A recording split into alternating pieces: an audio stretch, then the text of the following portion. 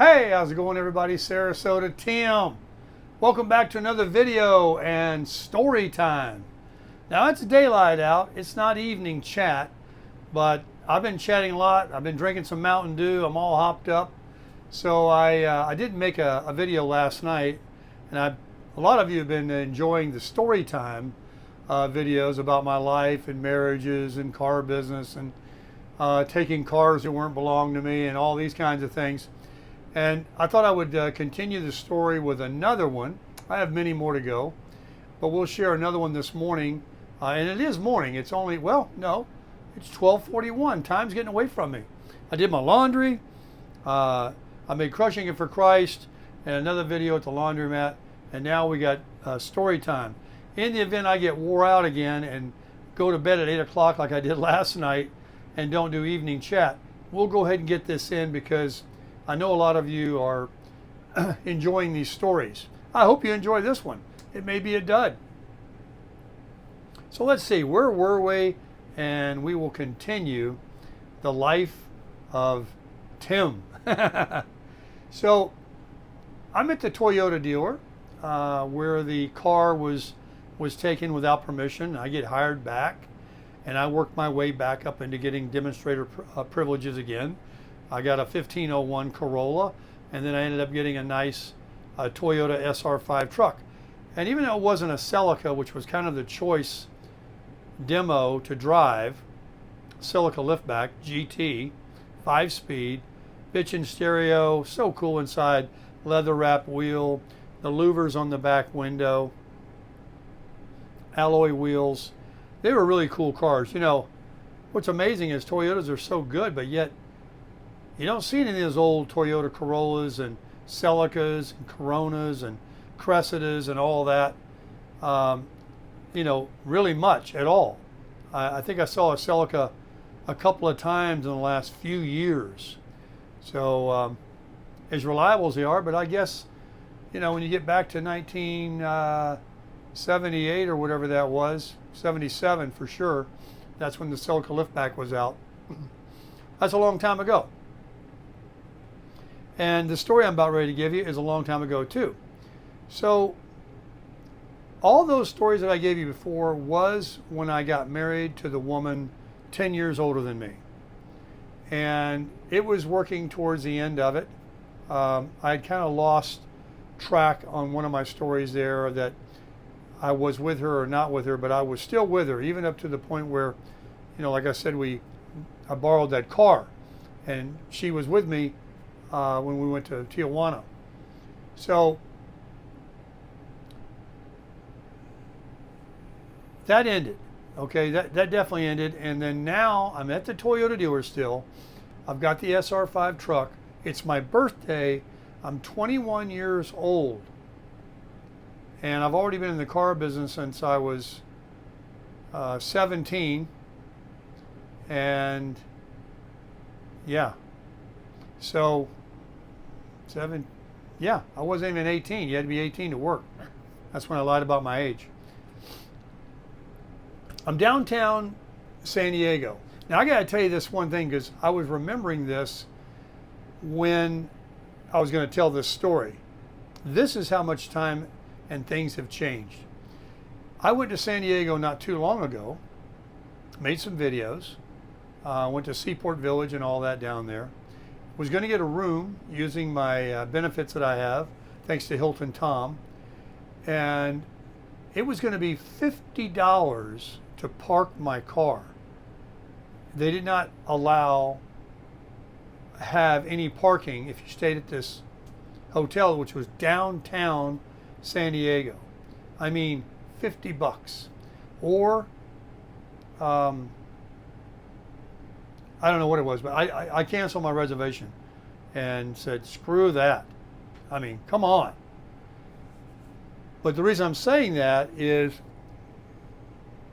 when I was at the Toyota dealer and I went downtown on my, I was working there selling cars, I was going to rent a penthouse in downtown San Diego. First of all, there wasn't as many, even close to as many high rises as there are today. Weren't near as tall, but they were tall buildings. and they were apartments. They were apartments downtown. And believe it or not, I believe it might have been somewhere right around $1,000 to $1,500. That would be a lot. I think it might have only been 1,000 or 1,200. But I felt like I could afford it because I was doing so well selling Toyotas that I literally, I told you when I was young, I was just burning desire to make money. I was very, very ambitious, and I wanted to live the best life. And I'm very young. And they showed pictures like of this panoramic view of downtown San Diego before the skyline that it is today. Overlooking the airport. The airport's right there. Coronado Bridge and Coronado Island is right over there. All of these things, the aircraft carriers and all the other naval ships are right. All these things to look at, as well as the Pacific Ocean out over Point Loma. All these things you could see. I never did, but I knew someone that, one of those professionals they hired at the Toyota dealer I worked for, did have an apartment there. And another guy lived in a really nice apartment complex. In those days, when they started putting gyms and pools and all this rec stuff, tennis courts, it made it sound like they didn't do that. Like today, it's just for granted. All the apartments have a pool, a gym, and it's no big deal. And a lot of people don't even use it. But in the 70s, they were promoting apartment living like, hey man, single life, pools, meet girls, meet guys, tennis, gym, a rec room. It was like Club Med. If you were going to get an apartment at one of these places versus one of those C-shaped courtyard, old school apartments that they had built for years in San Diego, where I lived, or a little small one-level one, or a duplex, or anything. But when they started building these bigger, thunder, wow. When they started building these bigger complexes, which was the beginning, a lot of those got turned into condos, by the way. That's when that started changing, but that's another story. That was later on. But they started building them with all this recreation, and it was like, hey, so instead of getting the penthouse, I thought I'll rent one of those, and I could just visualize going and coming from my apartment to these community rooms where they were having parties and cookouts and the swimming pool and the gym and all these people you're going to meet, friends, associates, girlfriends, whatever. It was all very, very cool sounding. And so that's what I got from that. Do you remember that? I know some of you lived in California, and it might have been in other states that did the same thing. But this is what it was when big apartment complexes were starting to be built. So I'm selling cars. I'm making good money. It's my birthday. I'm driving my Toyota pickup. I go down to, is this PB? I think it's Pacific Beach. We had Pacific Beach, Mission Beach, and Ocean Beach in the area outside of downtown. Downtown was kind of like on the beach too. It was very close to the water.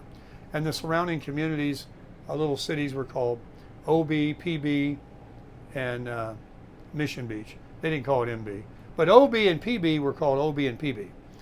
So I went down to PB, and the main road where one of these apartment complexes was one of my colleagues that I sold cars with, a Greek guy. A guy could grow a beard in an hour. I never seen a guy. He would come to work. He had this big fro too. He was a hairy guy. Dark, hairy guy. Hair coming out of everywhere. And he would shave, and you could see where he just got so tired of shaving every 5 minutes that you could see places where he just skipped. I remember it. It's in my mind.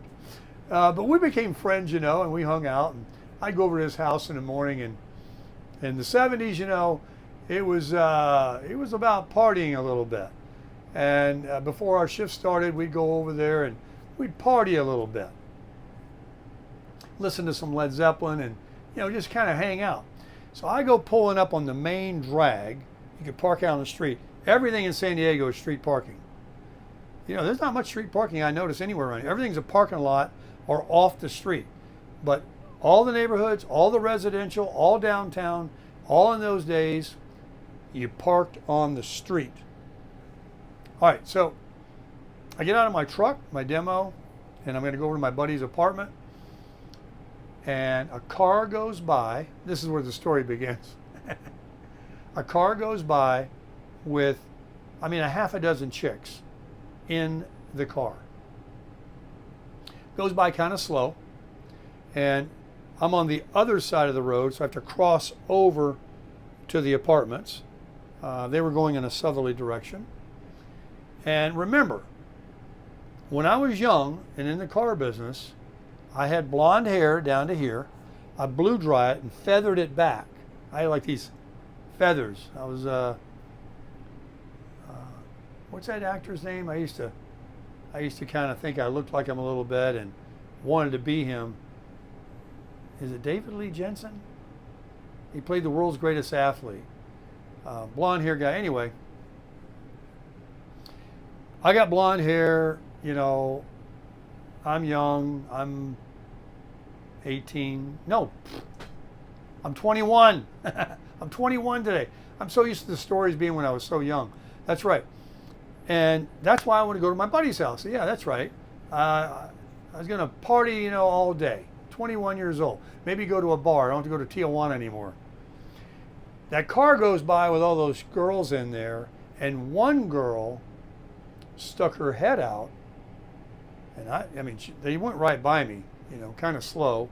I'm waiting for them to go by so I can cross the street. And she yells out the window. She stuck half her body out. And she says, "Good morning." And I was like, I was very assertive in those days. I was like, "Come back." And I watched her. I was like, I guess God knew it. That was going to be my wife. That was the love of my life. I never seen a more beautiful olive-skinned brunette. She was half Italian, half Mexican. And she was voluptuous. She was gorgeous. I could see all that from the passing by. Like I said, she stuck half her body out the window. It wasn't like she just waved out the window. Good morning, she really, I don't know, she liked me too. And so I watched the car go until I couldn't see it anymore.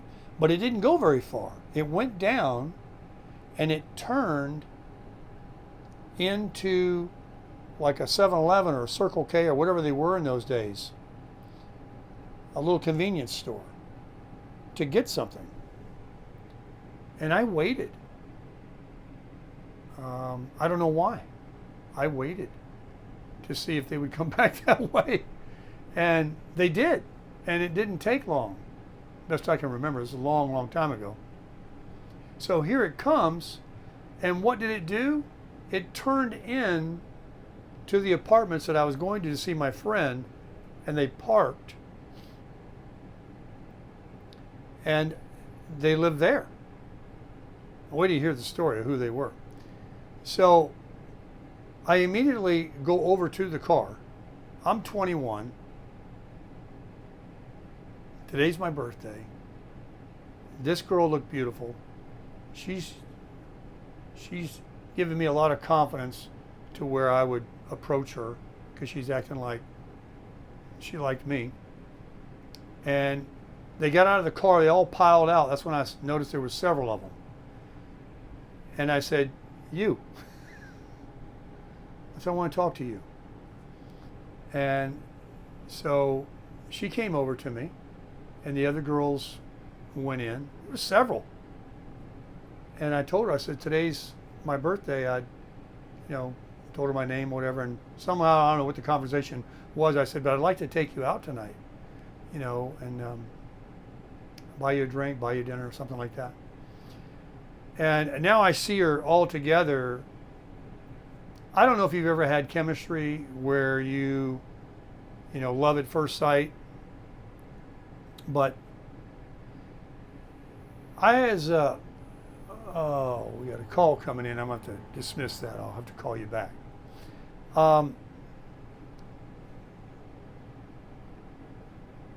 I saw her and I said, that call distracted me, got my train of thought.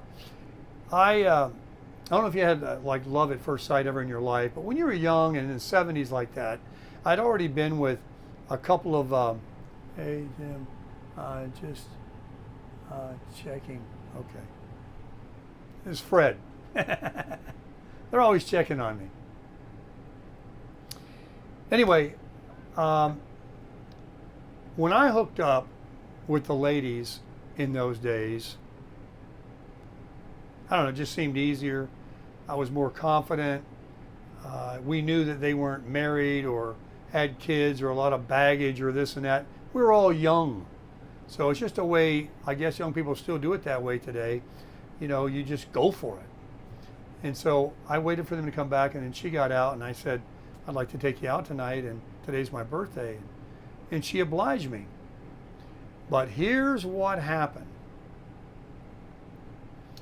I was smitten. She was beautiful. I mean, she really was. She's everything that I like in a woman. Beautiful hair, long. I mean, at least to her shoulder. Makeup, voluptuous, beautiful skin, lipstick, did the eyes, all that, everything. Just a model, just absolutely gorgeous. And of course, she was in her prime. You know, she was, I forgot how old she was. I think she was the same age as me. Born in October.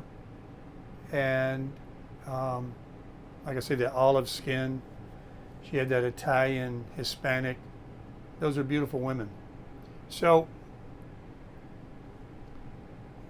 I picked her up, and when I went to pick her up, I got a very cold shoulder. I didn't know her scene, like why she was with all those girls. You know, you guys are all roommates, or what's the deal? What it was is this young lady was just starting out on her own. She had some things that I won't go into regarding her home front and her life, similar to what I told you about mine before when I left home because I didn't like my stepmother. I think she had an issue with her stepfather. So she left home. And what did she do? She joined a, this is another thing they were doing back in the days in door-to-door selling. I forgot to mention it. You know, we heard about the pots and the pans, the encyclopedias, the photography Bible thing that I did. How about the ever popular door-to-door magazine salesman? Do you remember those? Remember how everybody had magazines in the day? Every kind. So, you know, they would go door to door and you could get whatever those magazine names were. I'm sure there's, you can let me know in the comments, the ones that you used to subscribe to, of the different ones. And so she went door to door selling magazines with these other girls. And their shtick was to get girls. I don't know if they wanted guys because, you know, they didn't want a guy and all the girls, and they didn't like the fact that a girl liked me and was going to be interested in maybe, you know, seeing someone or liking someone and wanting to leave the group, because here's what they were. She was from LA. We're in San Diego. The other girls from all over the country. They take these girls, that's what their shtick was in the day, and they take them far away from where they live and put them in an apartment and every day take them out and force them to go door to door selling magazines. And they have to do it because they got nowhere to go. They don't have a car, they're away from their home, and they're sort of a captured audience. And then they have that camaraderie with the other girls that are in a similar situation where they all had a story maybe as to why they're young and not with their home, not with their parents, their friends. And so I guess that sort of sect of the population, like mine, my story, wasn't so unfamiliar. So that's what she did. She had joined this thing, and they took her down to San Diego, and she had no way to get back to LA, and she was with these girls, and they were her friends, and they had their own camaraderie. But the head mother, don't come a knocking. We don't need you. You are going to be taking away maybe one of our best salespeople, this good-looking girl.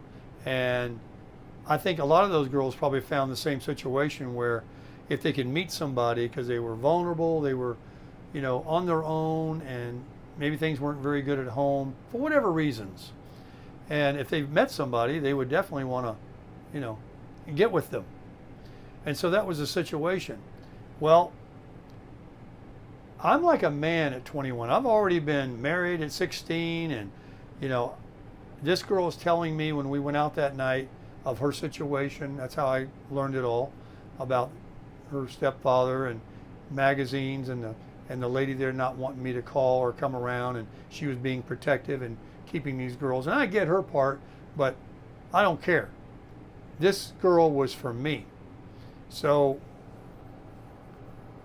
and she liked that I wanted her. And so I said, I don't care what, you come be with me. You come be with me. And, so she did. She did. And it wasn't an ugly scene, but it wasn't cool. They definitely didn't like losing her, and her, probably wasn't with them that long. And, they were hoping she would be a good salesperson for them. And here this guy comes along, takes her away. So she came to live with me, and I'm selling cars at the Toyota dealer. And every day I wake up pinching myself of how I could have such a beautiful girl. I mean, she was just amazing. And the dealership, I told you I was kind of like their favorite, and I was the young one. They like to drink a lot. And this is how demonstrator privileges ended up being taken away. I even read one of your comments talking about how, because of DUIs, car salesmen drank like fish. And they got so many DUIs, 502s, DWI, they got all these different names for drunk driving, that the dealership started giving an allowance for you to buy a car, but get off of their deal, get off of their insurance. It was costing them a lot of money. So, so these guys like to drink, and they like to get together after work. And one of them, Walt, my buddy that I was trying to call to get the money to get the car out of Hawk at the border when I got impounded, he was one of the guys that really took me under his wing. He was going to have like a 50s party, because these guys were from the 50s. We're in the 70s, and I'm only 21, and these guys are double my age. And so they grew up in the 50s and the 60s, and they wanted to have a little party where you slick your hair back and dress like the 50s and drink and go to the house. And so I was to take this gal, and they wanted to, slick their hair back. Now remember, I had feathered, blow-dried, hair-sprayed hair, parted down the middle. I'm not greasing my hair back. I'm not going to do that. I don't want to look, to something that she doesn't like. And, I'm very self-conscious. These guys took me, held me when we got to the party. I don't know if you ever put Vaseline in your hair or not, but they took their hand and they gobbed the Vaseline out. And they rubbed it in my hair. I had a lot of hair. And they didn't do anything to her, but embarrassed me. So I'll never forget this to the day I die. Water and oil doesn't mix. Water and Vaseline's even worse. I tried to shampoo my hair 50 times. The water just kept beating off. It wasn't taking the Vaseline. Maybe there was something, we didn't have internet. I didn't have Google to find out what takes grease out of your hair. But I could not get this Vaseline out of my, I had to wear it out. It was so embarrassing. So anyway, she stayed with me, you know, and I guess we got past that. But I'll never, that was one of our first dates. We just kind of started living together, and now they want to grease me back with Vaseline. So, where did it go from there? I'll tell you where it went. It went to 1980. It went a couple more years. This was in 78. And 2 years later, I was remembering my dad here in Boynton Beach, Florida, Lake Worth, where I went to high school. He had moved to Boynton Beach, had a little house, and was married again for the umpteenth time. I think it was his fifth time, fourth or fifth. And he was in the car business. And I showed up in 1980. It was June of 80, a summer month. And for whatever reason, I didn't go back in the car business. He had me go to work for him as a lot boy. You know, detailing, washing the truck. He was a manager of a truck lot at a Chevrolet dealer in Delray Beach. And I'm with this gal. I said, this is going to be another funny part to you. I said we were married when I got there. I don't know. I just thought he might respect that more, that we weren't just living together or something like that. And that she was my wife. And I'm working for him. I don't know what happened to my suits and ties and shirts, and why I didn't just go hook up at a car dealer and start selling cars and you know, all that down here in Florida. But he said, you could come work with me. And I just, to make him happy, I did. And did she work? She went to work, but not right away. And so within about a couple of weeks of being here, since I told him we were married, I told her, hey, you know, I told him we were married, we should get married. So we went, you remember the first one I had to go to Yuma with parental consent at 16? We went to the courthouse on my lunch hour as a lot boy and got married, all in one, filling out the papers and everything like that. The lady there at the license, but on the other side of the counter, literally married us. I think I had a little ring I already gave her, and I just grabbed a guy walking by and said, hey, can you give this ring to me? I don't know why I had to do that. I could have just gave the ring. But I think I did grab a guy. Say, hey, can you hold me be the best man? I'm not kidding you. And then we got married, and we already said we were married. We were already living together. I'd been living together for a couple of years in California. And I went back to work. On my lunch hour. And nobody ever knew. We didn't go on any honeymoon or celebrate or do anything. And that's what I did. I mean, it's kind of weird, right? Nothing even down the road. We didn't have any money. We were young and just got to Florida. And then we did get our own apartment. She got a job. And I did go in the car business. Nissans were still called Datsuns. So I got a job at a Datsun dealer in Delray Beach. And somehow or another I was able to get enough scratch together to get some car salesman clothes. You still had to wear a tie and things in these days.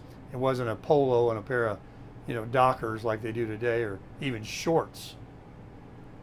You had to dress. So I got back in the car business. She went to work as a hostess at a restaurant. I mean, it was called Gentleman Jim's, I think. It was a real dark place. but it was a seafood restaurant, but it had a saloon. Now this is in the early 80s. And now I don't know if you remember the 80s, I'm sure you do.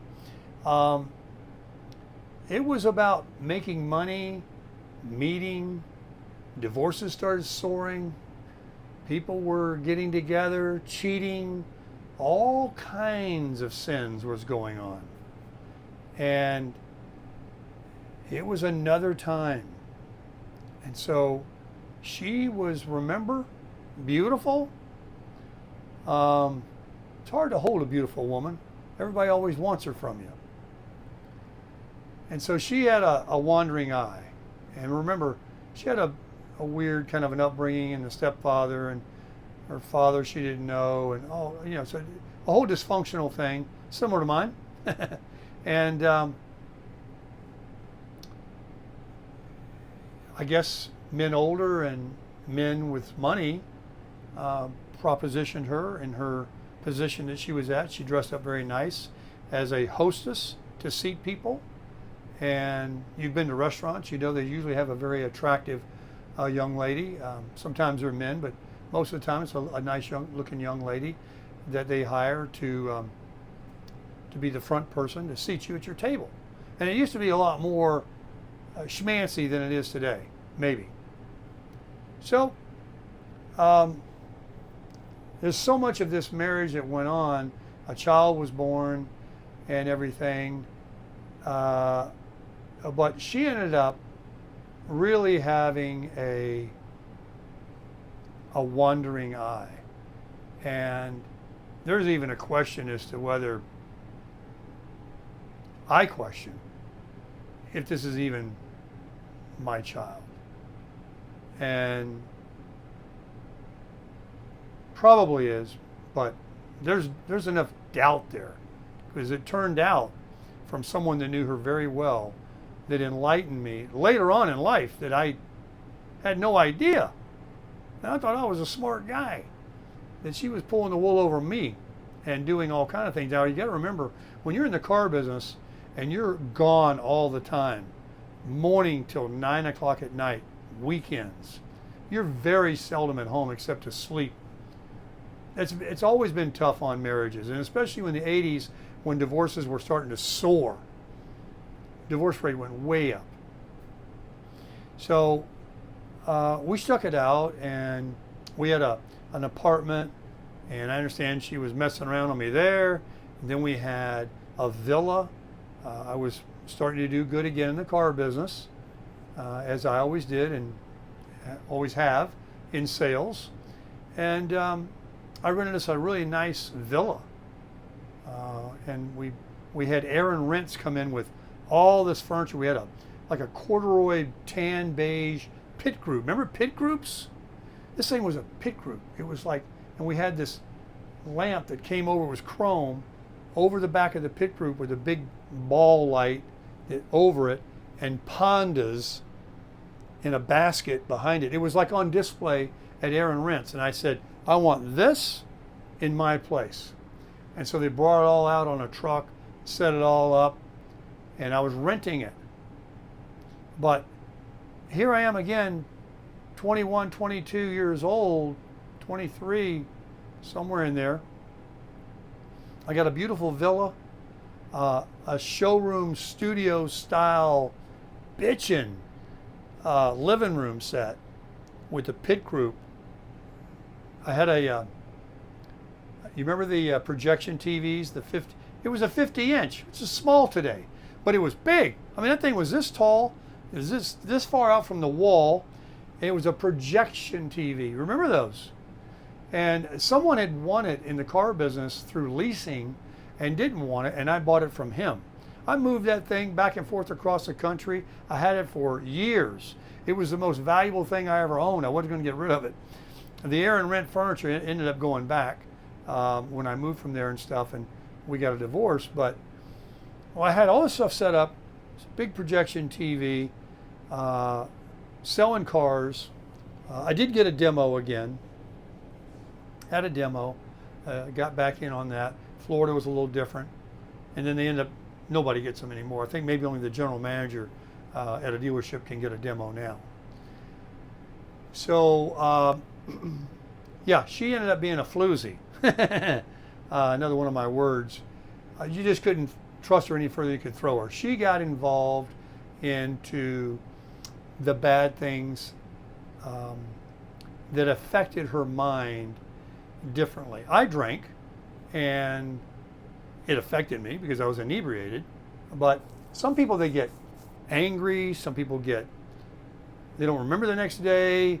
Some people get sick, throw up.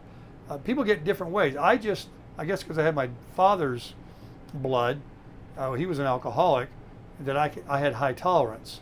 So while I was inebriated, I was pretty much of a happy, fun kind of a guy. Although I got sick a few times. I overdid it when I was young. We've all been down there. But she goes crazy. Literally crazy. I mean, losing it. And she also met a neighbor. And, I'm sorry to share this, but I will. In the 80s, cocaine became like a party. Like you had the beer, you had the liquor, and you had the cocaine. It was all there. Everywhere you went. Everybody did cocaine. I tried it. I did not buy it. I did not use it much. I can count the times on one hand that I've ever did it my entire life. And it was during those years. But some people got a very addictive personality. And so when she tried it, like so many, like with crack, they do it once and they're addicted. So she really liked it. And so what she did was, when I was at work selling cars, I didn't have time to do no cocaine. I'm selling cars. I'm trying to make a living. She is hugged up with the neighbor next door who's got some, and she wants it. Now, if you know any stories, and back in the 80s, a lot of the ladies were willing to do about anything to get it. And that's the road that she followed. She ended up doing anything to get it. And so she had to go. And I'm one way, she's another. And she ended up getting all mixed up. And I mean, I won't go into what she did later in life, but it really got bad for her when she remarried and had more kids with some other person. No one's even heard from her. No one even knows even if she's alive. She was going down a bad road that led to destruction. And there's a lot I could tell you, but I won't because it's not anybody's business. I'll just tell you that she kept going down that road. And I actually had custody of my child because she was such a louse. And then I had this child for a long time, several years. And then later in life, she had remarried, like I said, had children, and our child wanted to see the mother, and I wasn't going to be one of these people to keep the child from seeing the mother. So I did. And the child never came back because the mother said, you don't need to listen to those rules. You don't need to do any of that, what he's telling you. You don't need to go to school. You can party. You can drink. You can do whatever you want. Put your room out here in the garage and just stay here. And he never came back. And so, that's that marriage. It was, the first one was 10 years older than me. The second one was a floozy. And I don't know if I'll share my third marriage with anybody because, I don't know of any fun stuff to talk about. I really don't. But yeah, 3-time loser. But, and I've been, things were said a couple of times by someone that said, oh, no wonder you're not with somebody, or no wonder. And I'm like, yeah, that's to my good fortune. I signed up way sooner than I should have on the first one. Had no business. She should have known better, but it is what it is. The second one was a runaway that there were tells early on about her mentality and her mental disorder, and that once she got into the drugs and alcohol, that totally evolved into a horrible thing. And so, you know, and then I went on again, and then that one was when I was more mature. We planned it out, and another child was born, and that one was all very good for a long time until it wasn't. As any marriage, right? It's like the 2 days, right, of owning a boat. The day you get it and the day you sell it. The day you marry and the day you divorce. Now, I know a lot of you out there are like, I can't believe this guy. I mean, I've been with my wife for 50 years, 60 years. I've been, you know, all this kind of thing. And hey, look, props to you, really.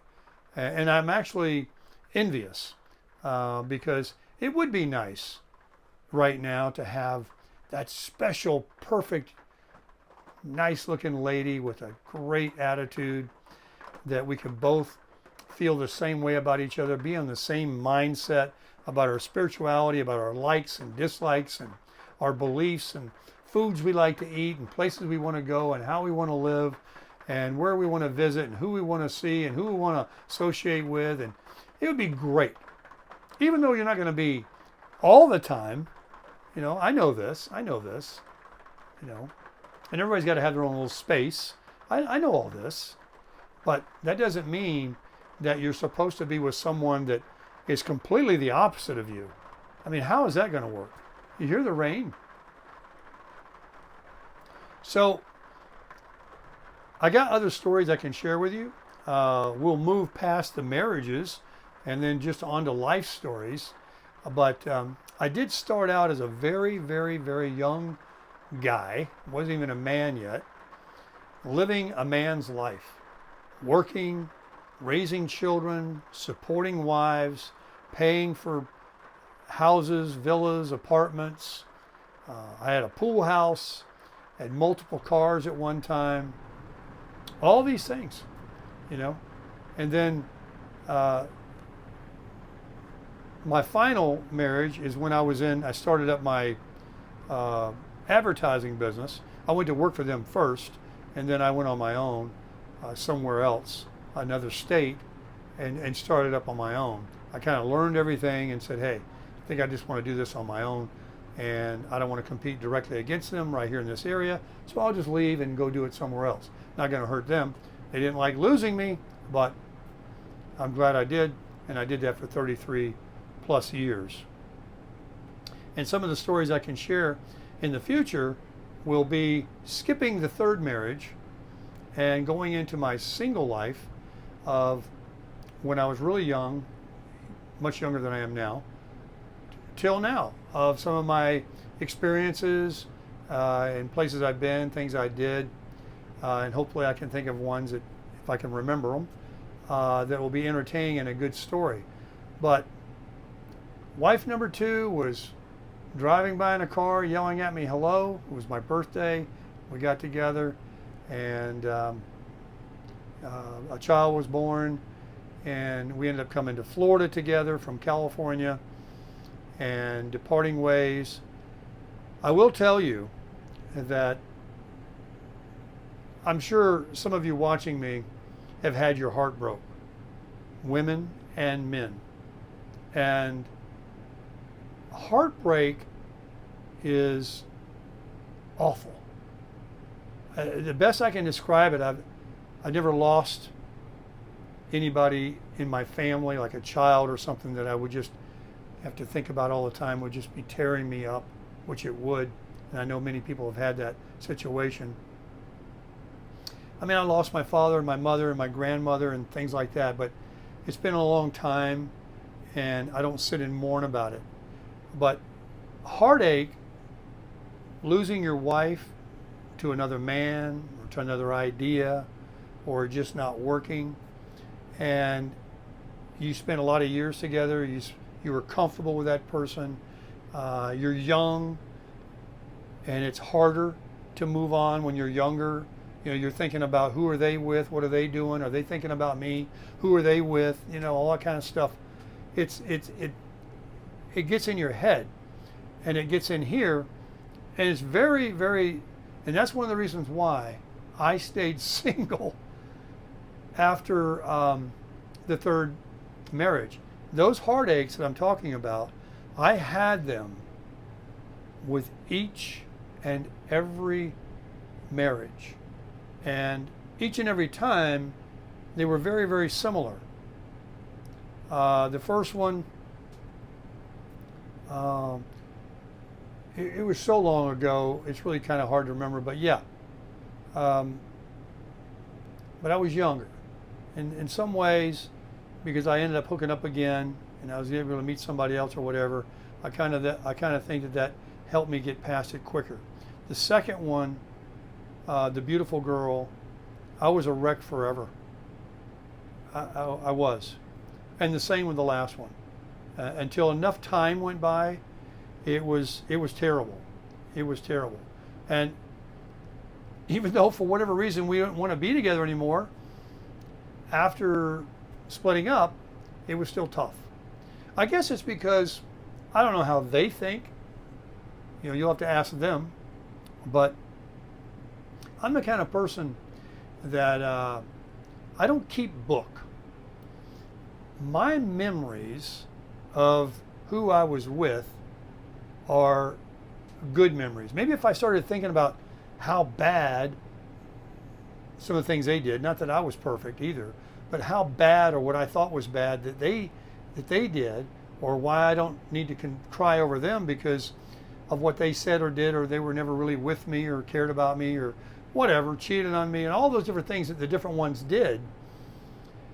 Maybe that would make it easier, but I just can't seem to think that way.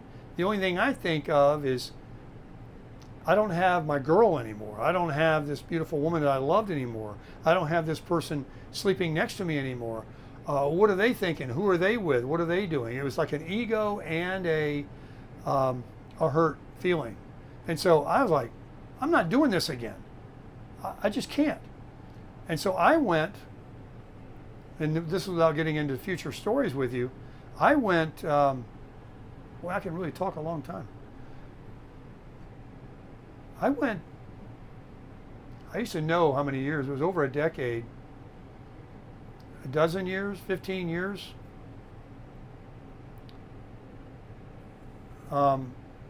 Single, celibate, didn't even date, was into my own thing. This was the time of my life, and I'll talk about another story because that just gave me an idea. That's when my spirituality took off exponentially.